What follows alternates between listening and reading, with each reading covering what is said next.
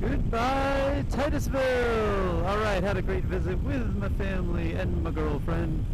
Had a grand old time here in Titusville, going to the Wizarding World of Harry Potter. Hanging out with my folks, going to some of my favorite restaurants. And now it's time to go home. So, I got about 1,000 miles between me and New Jersey. I got clear skies right now, but we are supposed to have some thunderstorms that are possible.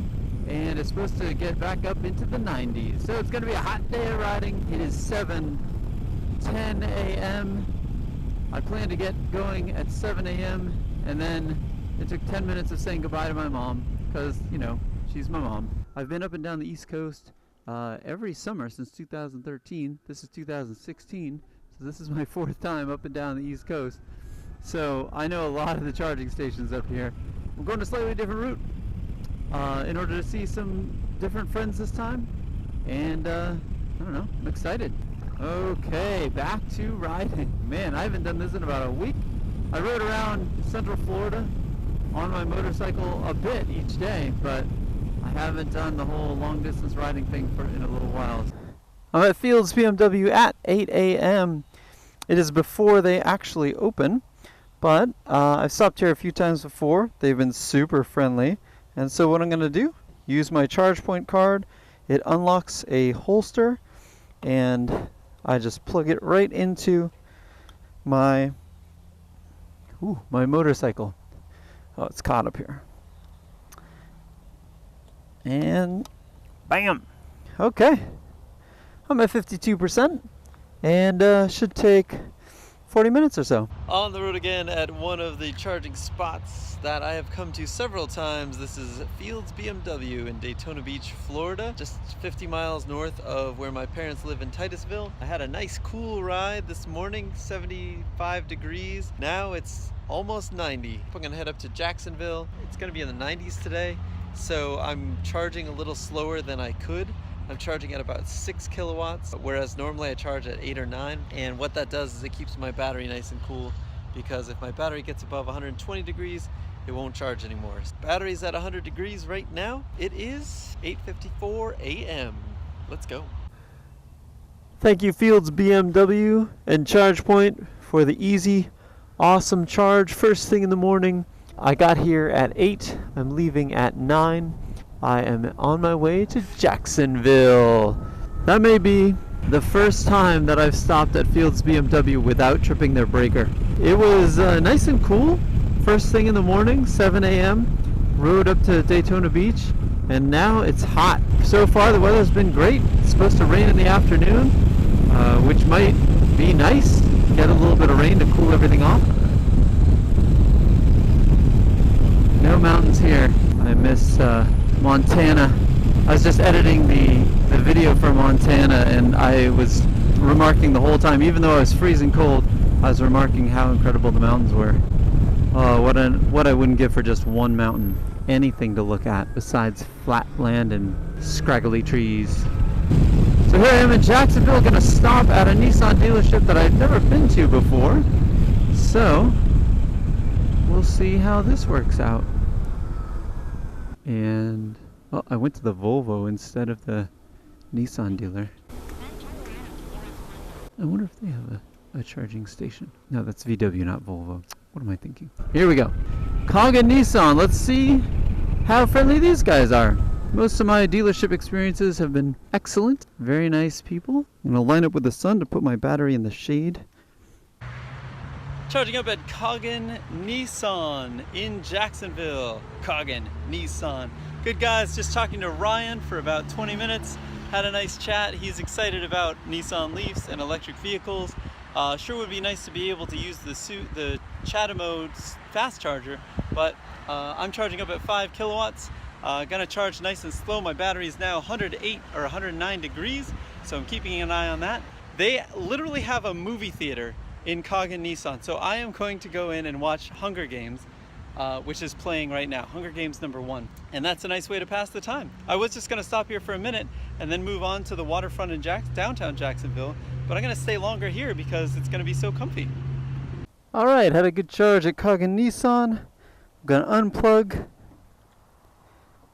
curl up the wire, put it right back here, good to go. Stow my own wire. I've been keeping track of my battery temperature. It went up from 113 to 117 degrees, which is pretty toasty, so I'm a little bit concerned about that. I got 2 more charges today.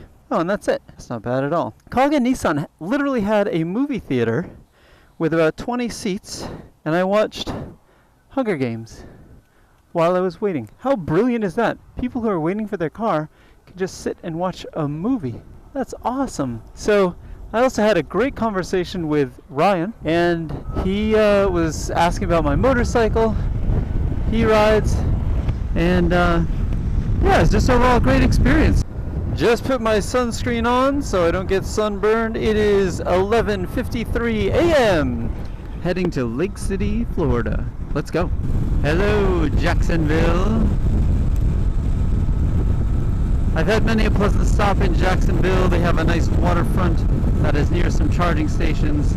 Now looking for I-10, switching from one of my least favorite roads to my other least favorite road, I-95 onto I-10. Just exited I-10 for Route 90, a smaller road where there are several correctional centers. So, the plan is to not break down on this road. The temperature is 94 degrees. I just saw it on one of those signs.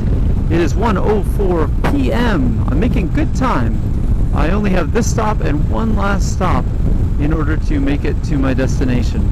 Now, if I could use my supercharger, I would be here an hour ago. But because it's so hot, I'm charging more slowly, taking it easy on the old battery. So that basically is dominating my thought process right now. I just want to make sure that I can get to my next destination.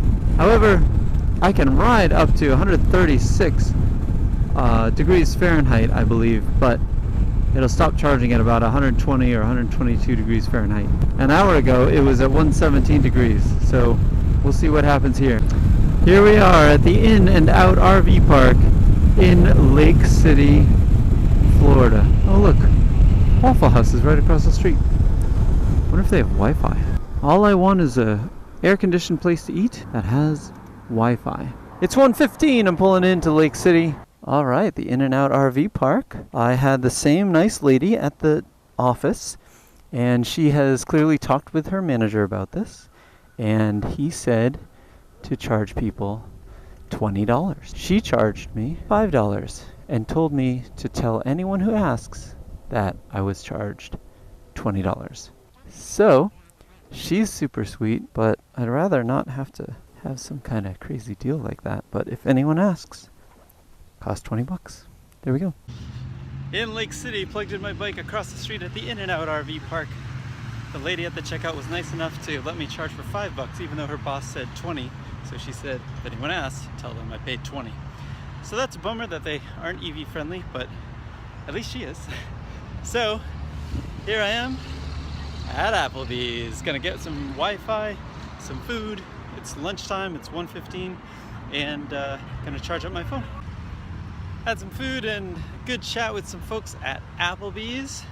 People from Tampa. They had just been to Pigeon Forge and said it was a horrible experience. I agree. The Great Smoky Mountains are amazing, but Pigeon Forge is a horrifying bastion of video games and laser tag and things that are fun, but just like entertainment instead of the glorious nature that surrounds them. Now I'm gonna go back and hopefully my electric motorcycle is all charged up. Or if I'm stuck here, we'll see. It's an adventure. Okay, had a good stop in Lake City, Florida. Managed to surreptitiously charge without issue. I went to Applebee's, so I was away from the bike, hoping that no one would unplug it. No one ever has, but you always think that someone might do it at some point. My battery is now at 120 degrees Fahrenheit, which is pretty much the limit, and I don't really want to tempt fate much more than that. But I got one more charge to go. And thankfully, we got clouds. Big, beautiful, dark clouds. I am not geared up for rain, so I'm hoping it doesn't actually rain, but the clouds should keep the temperature cool enough for the bike and for me. It's about 105 degrees. I'm sweating in my leather jacket. It's 2:54 p.m. Let's go. I I see some rain to the north and west. It may cross my path. So right now I'm just gonna book it and see if I can miss the rain. Okay, I am riding right next to the rain. I'm trying to make it through. I gotta make it past. But honestly, if my jeans get wet, it's really not that bad. I could stop here, but I'm just gonna keep going. Ah! I'm getting a little bit wet right now. Again, feels nice. He played. He and I were close as two friends could be. One thing led to another, and soon I would discover I was having really strange feelings for Steve. Here we go, Griner Nissan. Missed one of the entrances. This is a new one for me. Don't know where their charging spot is, but it's usually near service. So let's go over there.